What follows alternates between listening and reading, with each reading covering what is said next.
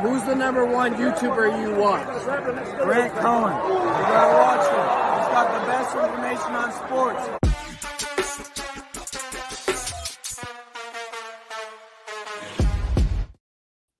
What's up, everyone? I'm Grant Cohn. I'm really proud of that new intro. That's Rob Schuh, who's hanging out in Waikiki Beach in Oahu, looking great. I can smell the sand. How are you?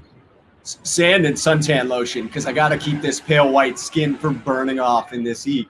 I'm good, man. I'm good. It's the first opportunity I've had to wear this Tommy Bahama Niners shirt that I've had for like 7 years. It just doesn't fit in any other scenario, but I'm probably going to rock it all week in Hawaii.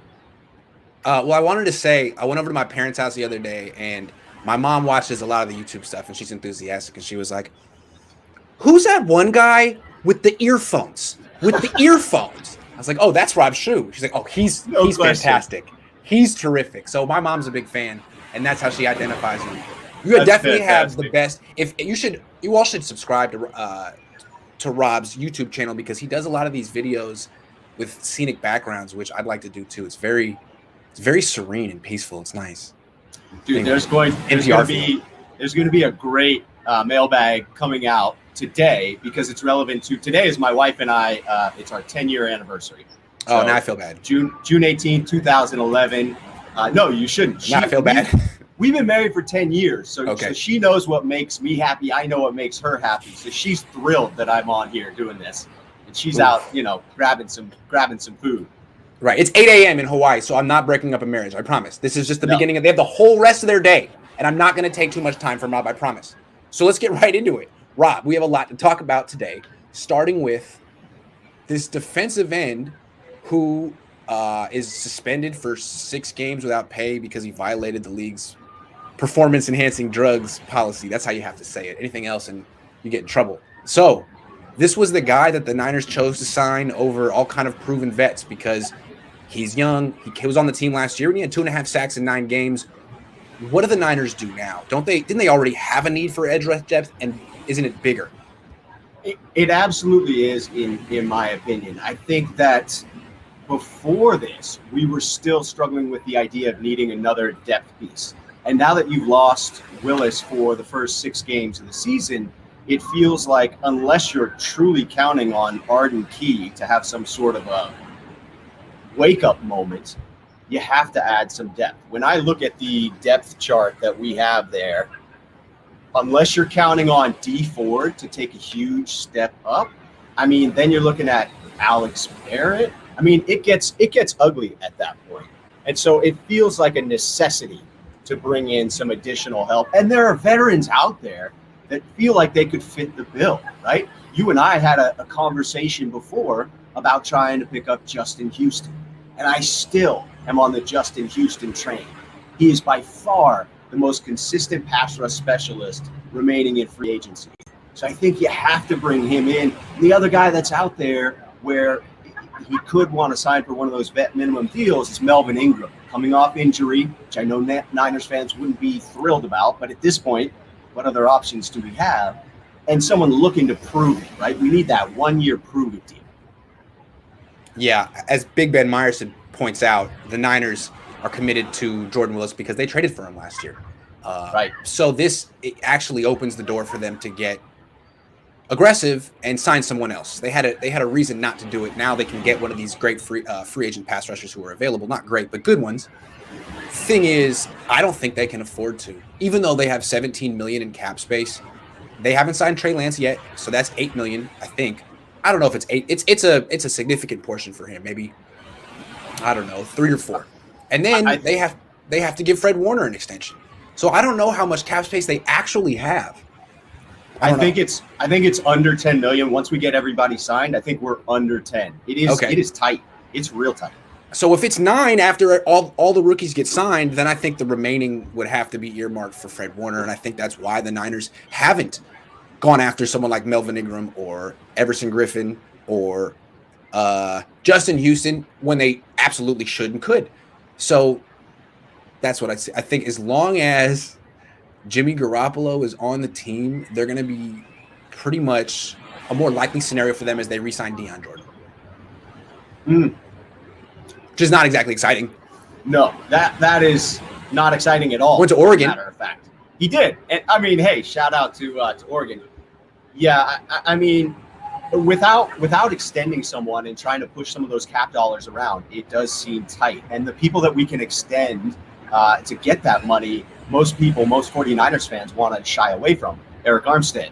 Oof. I think if you ask your audience, they're probably going to say, no way, please don't. Backload that some more, extend and backload more. Ooh, no thanks. No. Jimmy No. G? No. Hard pass for most people, right?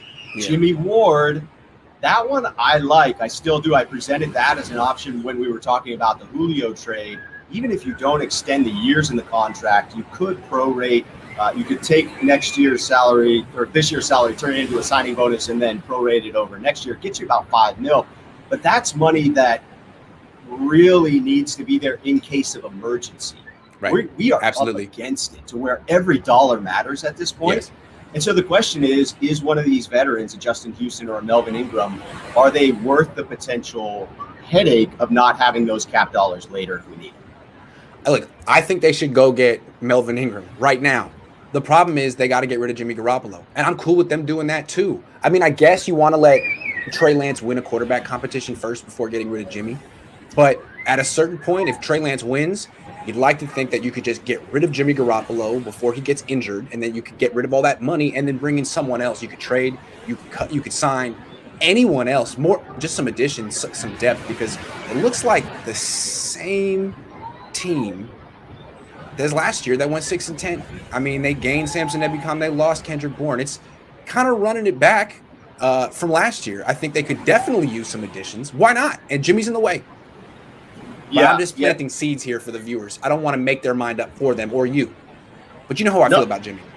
I do know how you feel about Jimmy. And, I mean, I think that I'm hoping that Samson Ebukam is really the answer. And I think that it would be a fantastic interview. I want to talk to Samson. Yeah. I think that we should have Samson on the show. I'll try to talk to Samson while I'm here in Hawaii. It's a tough situation for sure. There really aren't too many viable options there. I agree with the sentiment that you would prefer to have Trey win the quarterback competition before you let Jimmy go, because the locker room could be divided if you didn't do that, right? You got to let everybody know, no, Trey is better, therefore Jimmy's out. But you then have to get a trade going for Jimmy before the rest of the world knows that's the fact. Because if everybody knows that Trey's better, all of a sudden your trade leverage is kaput, right? Yeah. Nobody's going to give you anything if they know Jimmy's your backup for the year. You know what? I think that takes us right into our next topic. The case for trading Jimmy Garoppolo. A lot of Niner fans don't want to hear it. They still feel like with Jimmy on the field, they're big-time contenders, and maybe that's true. So let's talk about it. I mean, why don't we first make the case for trading him and see if there are holes in it? Yeah, so this was a tough topic for me to write because I want Jimmy to start. I want Jimmy to start all year. And I listen to fans talk about, start Trey week 1. And I think to myself, well, that's irrational. And these fans are being irrational. Why don't they see it the way I do? And then I said to myself, well, maybe I'm being irrational. Maybe I need to widen my perspective. So why don't I just explore it? Like, what is the benefit? And so started mulling it over, right? I'm on the plane coming out here. And it just occurred to me that if you shift the focus, if you take the pressure off of winning the Super Bowl this year, which I think if we're being realistic with our injury worries is a stretch regardless. Yeah. If we're not trying to win this year, then it's drop Jimmy off the books, get that money back because it doesn't matter. Get Trey the experience, free up the room to potentially bring in a high quality defensive back, a cornerback potentially from the Patriots that you're trading for. Add a quality edge rush player, right? If you let go of Jimmy, you've now got room for a trade for a key player later in the season. You've got room for a quality edge rusher for some depth. You're going to roll over the unused cap space into next year, and you're going to get some quality starts for Lance, who could light the world on fire. I'm not saying he won't. I think there's every real possibility he comes in and he's even better than Ben Roethlisberger was his rookie year, and he can take us to the promised land. Yeah. Good points. Look, here's how I think about it. It's like Is Jimmy Garoppolo good enough to win a Super Bowl? I don't think he is. I mean, I know he went to a Super Bowl. The team was better then. It was younger then. He was younger then. He was cheaper then. He had a lead in the fourth quarter and blew it. He had a wide open throw down the middle of the field and missed it. I think Alex Smith would have hit that. I think Colin Kaepernick would have hit that. Jeff Garcia, he had his moment. I don't think he's good enough. I think that's what it comes down to. He's just not that talented. I'm sorry. He used to be. This is what I want to say. In 2018, 2017, he could create plays off schedule. He could ad-lib. In 2017, when he went on that 5-game winning streak, he would like hold the ball and make plays late in the down, and it was exciting. Remember that? Remember week 1 in 2018 when he rolled left in Minnesota, rolled away from the pass rush, got out of the pocket and threw the touchdown to Dante Pettis? I remember I was there in Minnesota for that game. That was exciting. That was high-level stuff. He was good in the pocket. He couldn't throw deep. I mean, he didn't have a big-time arm, but he gave you this extra stuff that is gone. He tore his ACL. It's not his fault. It's not the Niners' fault, but he's not the same person. And even if he comes back and stays healthy, I don't think he's going to win a Super Bowl. So what is he here for? He's so expensive, and it seems to me, tell me if you think I'm wrong, the main reason he's here is the Niners hope that even if he can stay healthy and have a good regular season the way he normally does, the way that Jared Goff would on the Rams, that they can trade him for a first-round pick. I think this is all about getting value for Jimmy Garoppolo. That is absolutely what this is all about. The writing is on the wall with Kyle. There's one thing I agree wholeheartedly with you about. It's that Kyle doesn't have a good poker face. He does not. I want to play cards with Kyle. Yeah. He doesn't like Jimmy. I mean, it comes out when Jimmy's on the field and he makes a mistake, and you see it on the sideline, and it's that impromptu moment. You can just see the rage seething through from Kyle.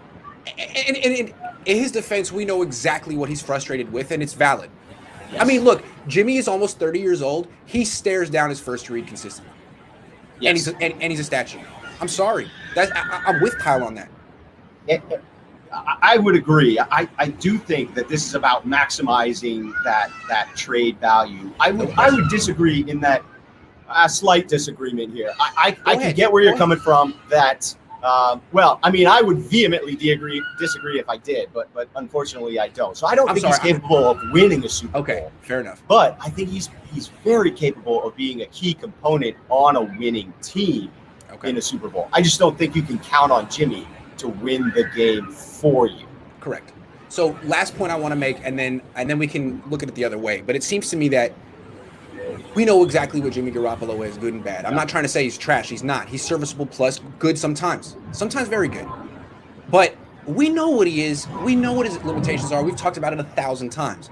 The thing that's cool about Trey and the reason they got Trey Lance is that he's so much more talented than Jimmy Garoppolo, and it's obvious. So even if Trey Lance isn't ready, you know, if he's going to really improve the next couple of years, there's going to be 2 or 3 throws a game that he misses wildly, he's still so much more talented than Jimmy Garoppolo. And if the only reason Jimmy's here is to pump up his trade value, well, it seems to me that the number one thing that the Niners should be concerned with is Trey Lance, not Jimmy. I mean, that's just the way I look at it. Unless they really think Jimmy's going to win the Super Bowl this year.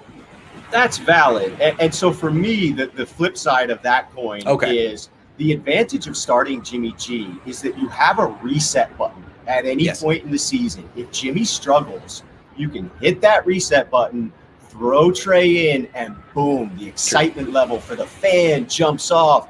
The whole team is excited because they've seen what he's doing in practices. He's physically gifted. They know it. If you start Trey and things go badly, that's it, right? You're riding that out for the rest of the year. Yeah. So that's the one piece. Okay, and there's another flip side to what you said.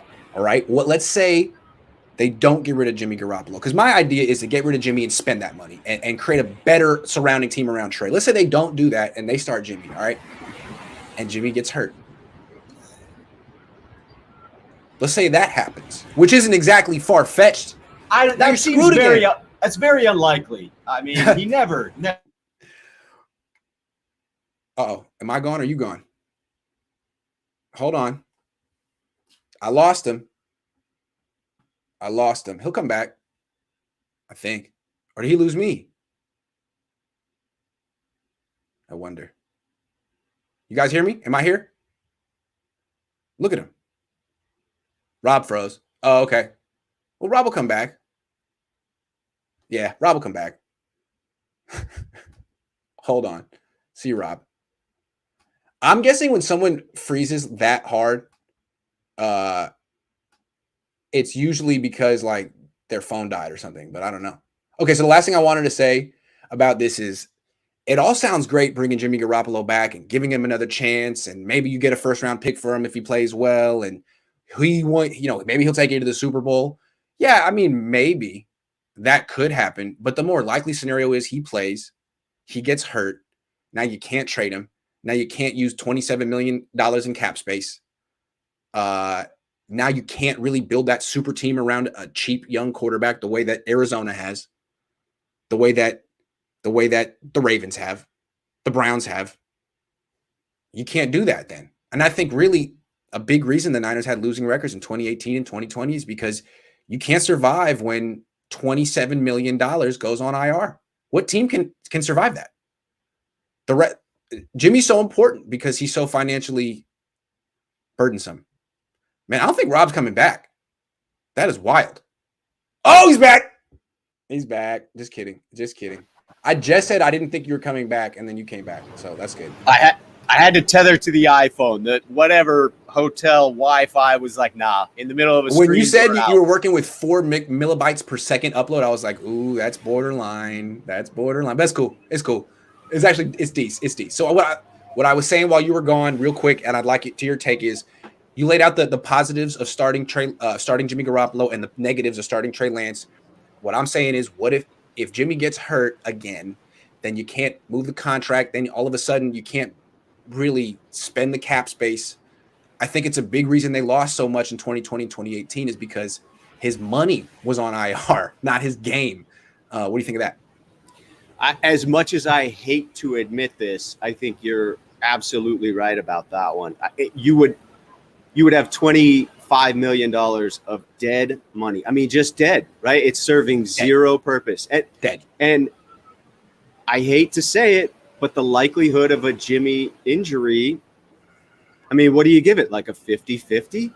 Well, you don't have to weigh it against itself. You weigh it against the other the other outcome that you're hoping for. The full season with a 13-4 record and a first-round pick in 2022. Like, that doesn't seem nearly as likely as Jimmy gets hurt and misses a lot of time, right? If those two outcomes were in Vegas, you get way worse odds on the Jimmy gets hurt one. Yeah, way worse. Yeah, way worse.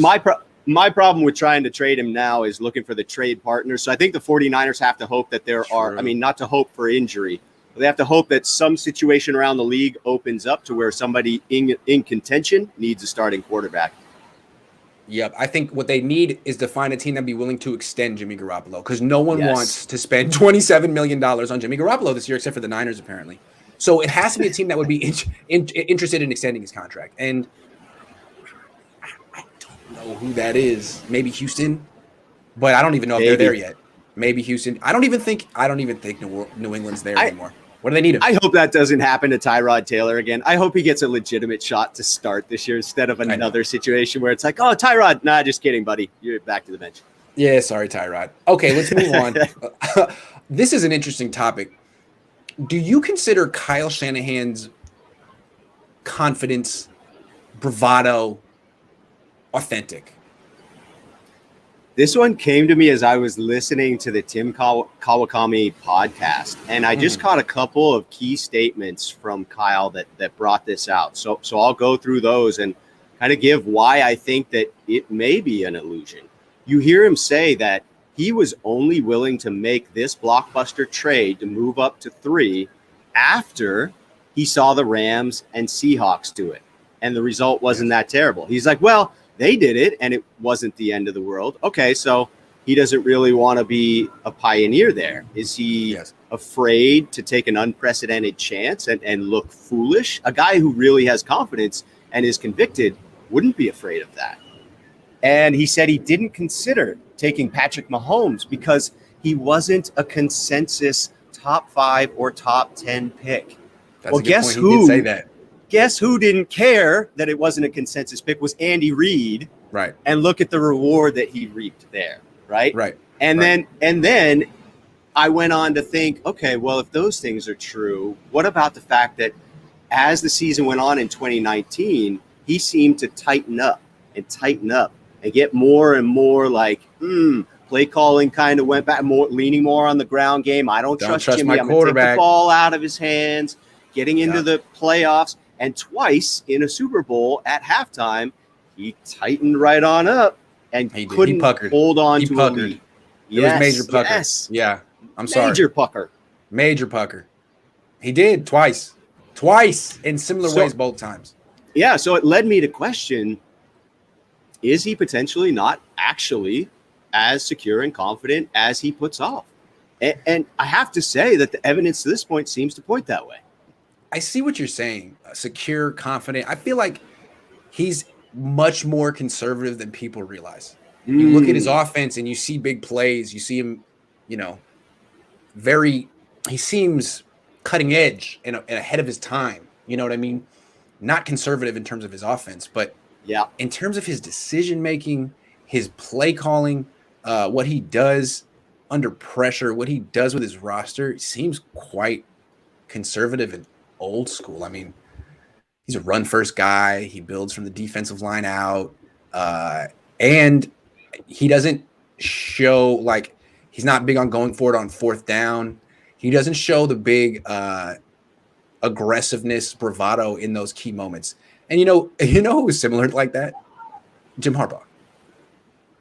I agree with that. Go ahead.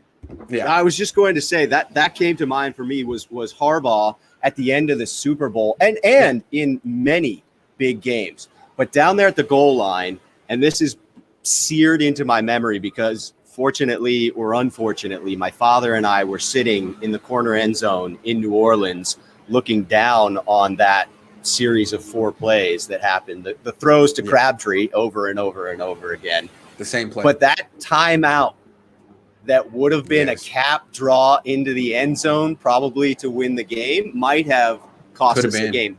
That and the refusal to run Frank Gore. But he seems to tighten up. Now that he's at Michigan, you see it in the big games, tightening up over and over and over again. And I agree with Kyle. He's not a champion. He's very good. He's never won anything. Yeah. Same with Jim. Same with Harbaugh.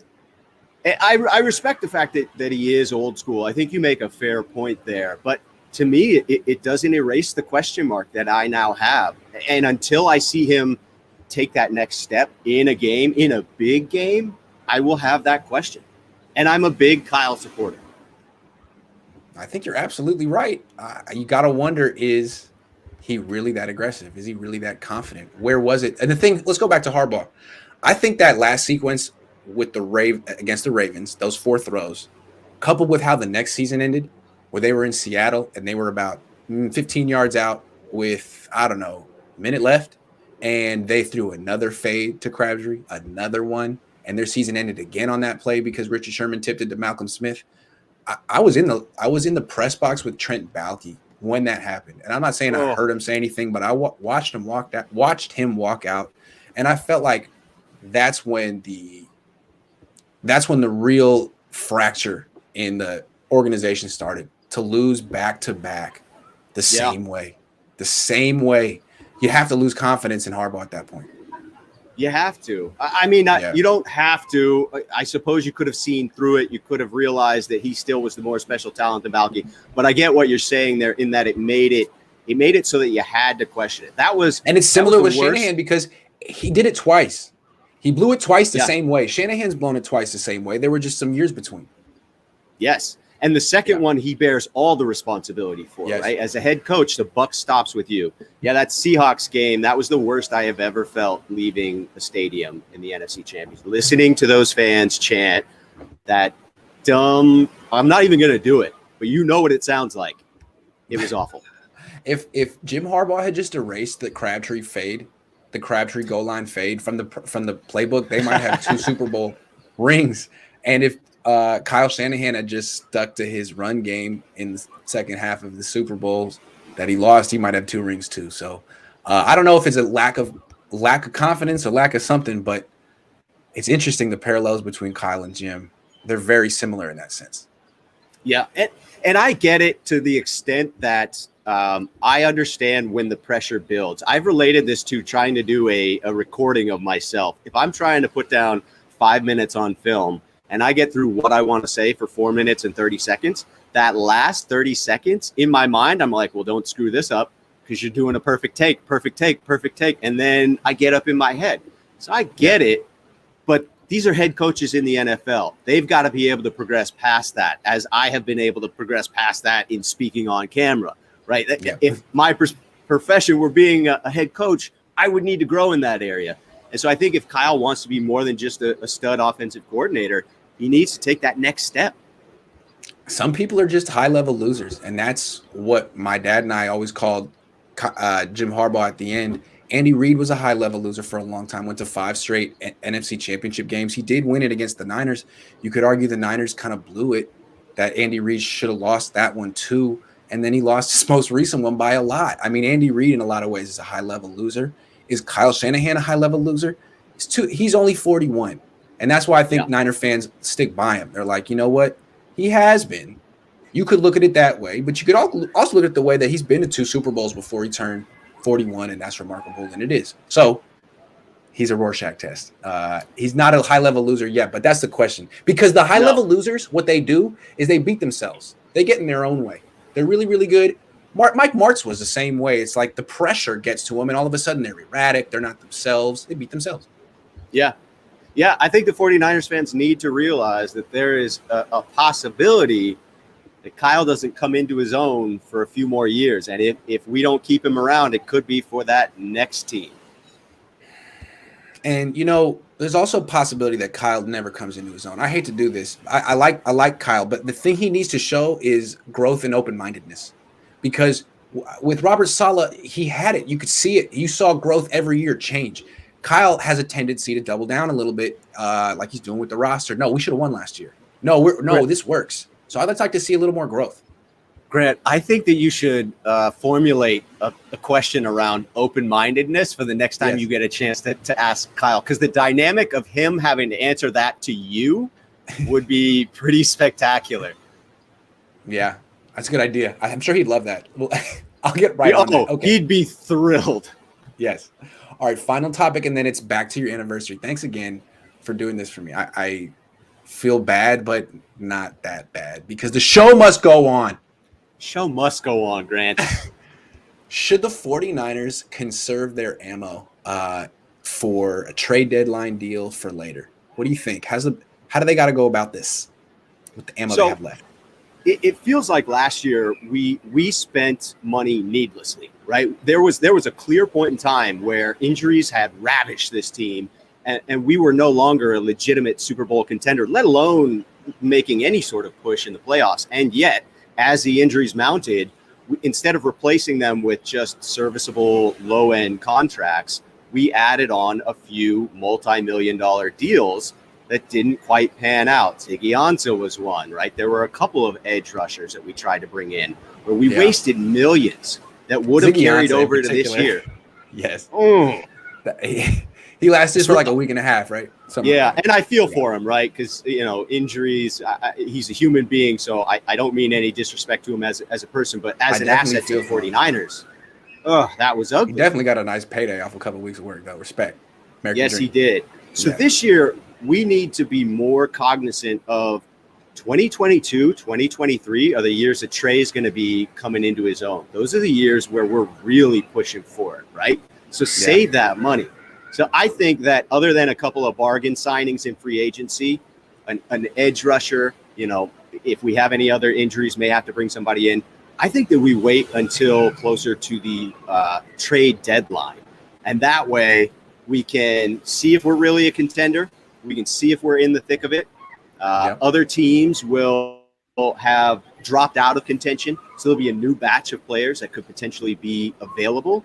But it gives us a better sense of where we are.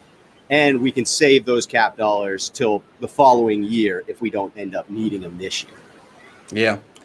I mean, we talked about it earlier, why we feel that, They may not have as much ammo as it looks because they haven't signed all their draft picks and they haven't extended Fred Warner yet.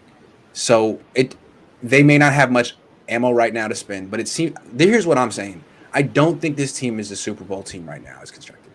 I just don't. I mean, it might have a chance, but I think Tampa's clearly better. Tom Brady it's the same team that won the Super Bowl last year. Tom Brady renegotiated his contract. He's cheap for them this year. They're still really good. Jimmy Garoppolo is the 5th highest paid player in the league. I don't think any team that's paying Jimmy Garoppolo that much is going to win a Super Bowl. I just don't.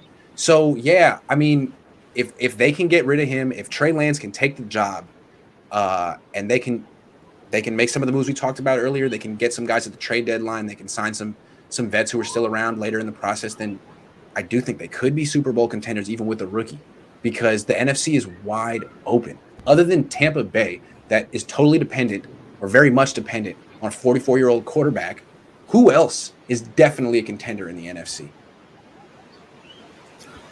Very few. I don't know. Very few. Yeah, So I mean, I think other than in our own division going through those, it's tough. Yeah, waiting until midseason for me does allow for did we catch fire like 2019, Sure. right? If you have a better sense of what this team is, because I agree that it's fair to be skeptical. I think if healthy, we can compete for a Super Bowl, but that if healthy moniker is so big that it reduces the actual chances of being a Super Bowl contender. If you wait till week 6 or 7, then you see, did we lose 10 players to season-ending injuries at this point? Right. So other than the edge Bad rusher, time to go all in. Yeah, right. Yeah. Push. Right. Other than the edge rush depth, I would hold off. That is the only move at this point that I would make, unless there is some vet cornerback who gets released from another team that we can sign at a minimum deal as well. Well, here's one more thing they can do if they want to. If the season falls apart and they want to move on to Trey Lance and get the future started early, they can always just trade Jimmy Garoppolo or cut him and just save the cap space because it rolls over to next year. I have to think that if they just accept the fact that Jimmy's trade value is garbage, they could get a 6th back for Jimmy. I think there is a team who thinks, oh, we can work with that. We can bring him up. And honestly, if you're just looking to the future, getting that money off of the books is almost more important than the draft capital that you're going to get back. Because the likelihood, to your point earlier, as much as it pains me to say this, Grant, the likelihood of Jimmy making it healthy through the entire year and then recouping a 1 or a 2+ in a trade for him next offseason is highly unlikely. Yeah. I got one more thought on this. San Fran 49er fan says, sorry, late to the show. If we had stuck with the run game, Jimmy G would have a ring. That's all you need to know about Jimmy G. I guess the way I feel about Jimmy G is like he's the Niners' Jared Goff. Jared Goff went to a Super Bowl. Jared Goff had a terrific record with the Rams. He won 2 out of 3 starts, 66% of his starts. Jimmy's at like 70%. They're similar. I mean, the Rams, it took them 2 years to really come to terms with the fact they needed to move on. And I think the Niners, it could take them 2 years too. After you go to the Super Bowl, it's hard to move on. I'm sure the Rams had a lot of stuff. He took us there. He's not taking you back. And I'm sorry. I think the Rams finally got it. Like, this guy's not taking us back, man. And the Niners will get there eventually. And when they do, they'll move on. Yeah. I think the Niners were lukewarm during this offseason. Where they need to get to if they truly want to move on is where the Rams got to, which is, hey, we'll overcompensate in a trade just to move him out of here, right? We will pay you to take on this salary. And I think that's the unfortunate at Jimmy's current level of play and injury history. That's the unfortunate reality with him is that, to your point, no one's going to pay $25 million for him this year, except for the 49ers. But the great thing is that the Niners can just cut him and get rid of him. The Rams couldn't do that with Jared Goff. His contract was really awful. So the Niners are in a better spot. It's just like they have to have that awakening that the Rams had 2 years. A year late. The Rams had it a year. Let's be clear. The Rams had it a year late. They 2 years late. They learned what they needed to learn about Jared Goff in the Super Bowl. And if you're a cutthroat franchise, you get rid of him right then. But who does that, right? Yeah. I guess the question is, how long do you hold on to a guy who lost the Super Bowl? You are constantly trying to provide them with an intervention, right? You are constantly trying to remind them that, hey, this is an abusive relationship. Maybe it's time you get yourself out of it. So I appreciate you for that, because I remain on the Jimmy bandwagon. Even after this segment here, which is me playing the other side, He's not going to pop the question. Jimmy to He's start. not going to give you the ring. It's not going to work out. He's not going to pop the question. It's going to end up with him in Minnesota and you in Austin, Texas, looking at pictures, thinking about, man, we had a great time in 2017. That was a nice year. I really liked 2017. It was nice. 2019 was beautiful too. Yeah.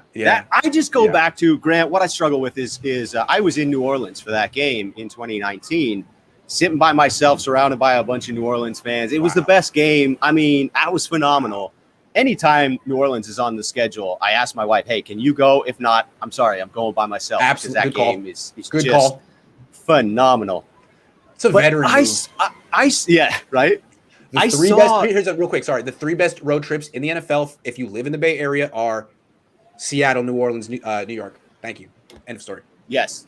I've yet to check off New York. COVID ruined that. I was going to get a full week. I was going to get the back-to-back. I was going to get to check off the Jets and then the Giants. Yeah. Same stadium, but I got to see them both, if I'm doing the full 32 stadiums. Yeah, it's tough. It's tough. To this question of Trey can play just as good as Jimmy, that's what I struggle with is I just don't want to ruin Trey. I know Trey's the future. I am glad that Trey's the future. I was thrilled with the pick at 3. My concern is don't force him. If he's not ready, don't force him. Of course, you don't want him to fall on his face week 1. But I think we'll get enough data from training camp in the preseason to know whether or not he's going to fall on his face. And if it looks like, man, this guy's just not ready, then don't play him by all means. But if he is, and you're like, okay, he's not quite as good as Jimmy because he's 21, but he looks pretty good in his own right, and he can do things Jimmy can't. Just the future's now. Come on. It's like the Rams waited 2 years to replace Jared Goff. They didn't have Matt Stafford on the roster. It's not like they were like, well, we got Stafford, but Jared took us to the Super Bowl. So no, man, he's right here. He's on the team. You traded. You made the move. You've given up on Jimmy. He's there. So if he's ready, man, I don't know. I'm getting excited. Yeah, okay. And hey, by preseason, you may have the Panthers have seen enough of Sam Darnold to realize, well, we wasted that trade bait, and maybe they're looking for a quarterback. So yeah, maybe there's a chance. Yeah, there's a chance. True. All right. Thank you so much for giving me your time. Thank you for calling back in on your hot spot. Thank you for the beautiful backdrop. It's nice, man. It's always a pleasure to do business with you on a Friday. Go have a great anniversary. Thank you. Tell your wife I should stop saying that. It never comes out right. Just happy anniversary. It's a happy anniversary. I appreciate that, Grant. Yes. And I'm glad that you didn't just take a shot with my wife, as I've seen you do with others. It never comes out right. It never sounds right. So it sounds fine. You're giving yourself too hard of a time about that. But hey, man, I appreciate you having me on. Yes, everyone, go find my YouTube channel. It's Rob Schuh, just like you see spelled on here. I got some good content. I'm focused on my backdrops. I'm going to put out a special anniversary mailbag today that I shot a couple of days ago in a very cool location that's very sentimental to me. I think everybody should check it out. Always great being on here, Grant, man. Just a pleasure to talk 49ers. Likewise. Everything that Rob produces is of the highest quality. You will see that if you check out his YouTube. So subscribe right now. And to mine as well. I'm sure you already do. Thank you very much, everyone. Mahalo. Mahalo.